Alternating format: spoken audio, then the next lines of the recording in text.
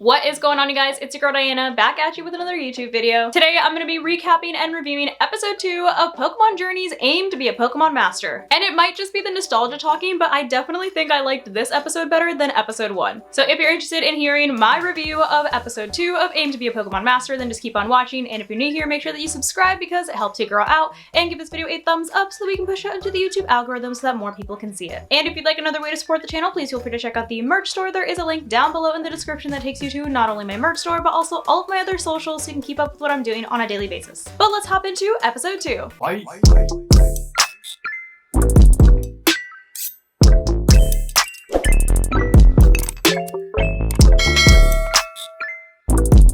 We start off this episode with Ash, Pikachu, Leafanny, Rowlet, Totodile, and Corphish all hanging out by the ocean. They're all having a good time until Pikachu gets its tail pinched by a Clauncher. Ash sees the Clauncher and actually wants to catch it, so Corphish and Clauncher start brawling it out. And right as Ash is about to throw a Pokeball to try to catch Clauncher, in comes Misty. However, because of this, Clauncher does manage to slip away, but we have a very touching reunion between Pikachu and Misty actually. And poor Psyduck getting curved. My boy was just standing there waiting for a hug and Pikachu said, nah, I'm gonna go to Misty. That was real cold of him, honestly. Real cold. It's alright though, Leafanny gave him some head pats so he could feel better. But Ash and Misty start catching up and Misty congratulates him on his big win and says that she actually watched the whole battle from home. She then goes on to say that she's actually been trying to catch that exact Clauncher for forever now and has had multiple encounters with it, all of which did not end well. But despite that, she still wants the Clauncher. So now we got a problem here because Ash wants the Clauncher and Misty wants the Clauncher. So what are they gonna do?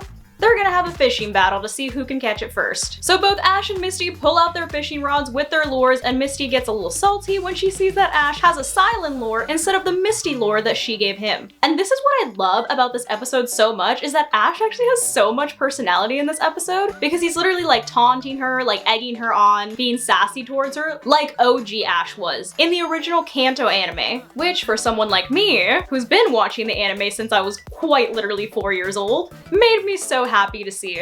Because as good as Pokemon Journeys was, you can't deny that Ash had a lot more personality in the OG anime. But back to the episode, while Ash and Misty are bickering about whose lure is better and who's gonna win, we cut over to an underwater scene where we see Team Rocket in their OG Magikarp submarine. And apparently they're starving. Team Rocket sees that Ash and Misty are fighting over a Clauncher, and they find out according to their Pokedex that Clauncher's claw is actually a delicacy. And so Team Rocket doesn't want to catch Clauncher just because Ash wants it. They want to catch Clauncher to eat its claw. Why are we trying to eat Pokemon? First the Slowpoke tails, I'm pretty sure they've tried to eat Magikarp before too. Please, what did these Pokemon do to deserve to be eaten? Back over with Ash and Misty, we get the OG Kanto anime music playing, which once again was mwah, chef's kiss for me because it literally gave me goosebumps. It was so nostalgic, I loved it. But it definitely felt like an OG Ash Misty moment, but with both of them trying to catch Clauncher, Ash getting bored of course because he doesn't have the attention span for something like that,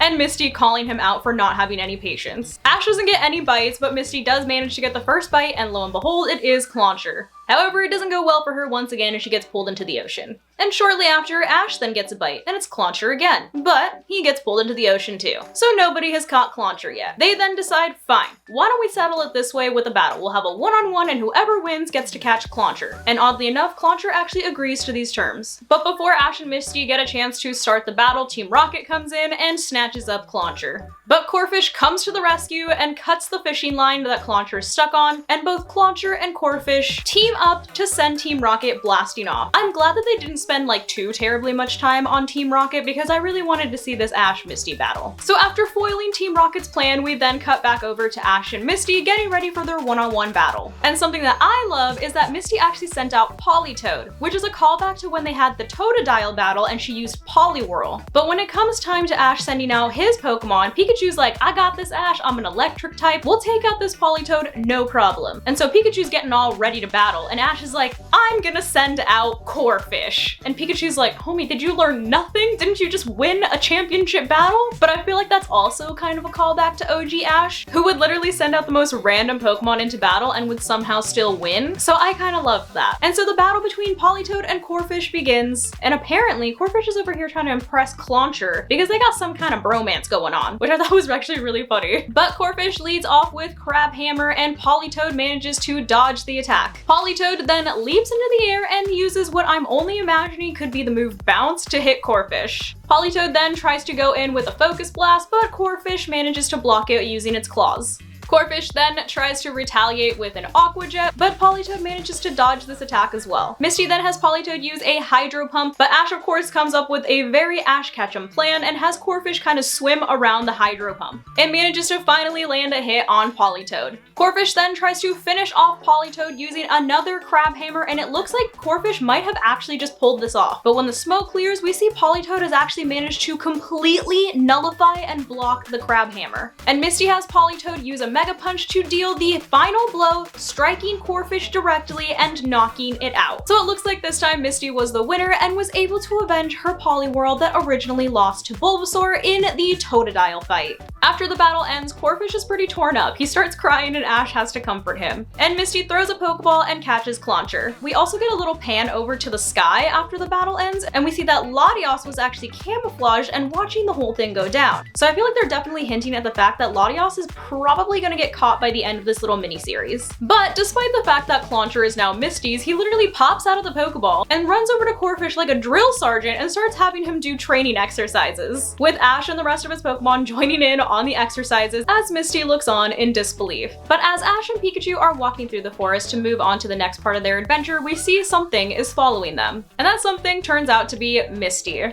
which they quite literally took this straight out of the OG anime when Misty followed them the first time in the forest. So like I said, this is definitely a nostalgic episode. But Misty asks if she's able to join Ash and Pikachu once again on their journey, with Ash of course being sassy, but Misty is one of Pikachu's favorite people, so Pikachu convinces Ash to let her come along. And so we end off the episode with Ash, Pikachu, and Misty walking through the forest to their next adventure. After the episode ends, we of course get another Team Rocket and Paldea moment, and they run into Miraidon this time, which Miraidon actually looks really cool in this art style. But overall, I actually really enjoyed this episode. It had so many great callbacks to the original anime, and I thought that they were done tastefully. I also loved that Ash had so much personality, and that despite this episode being a Pokemon Journeys episode technically, it really did feel like an original anime episode. I also loved that they didn't focus too much on Team Rocket this time, and they really just let Ash and Misty shine in this episode. And I love that they actually let Misty win the battle this time, because I feel like ever since Ash won the Masters 8 tournament, everyone just expects him to be like the next Leon and be undefeated from now on. But nah.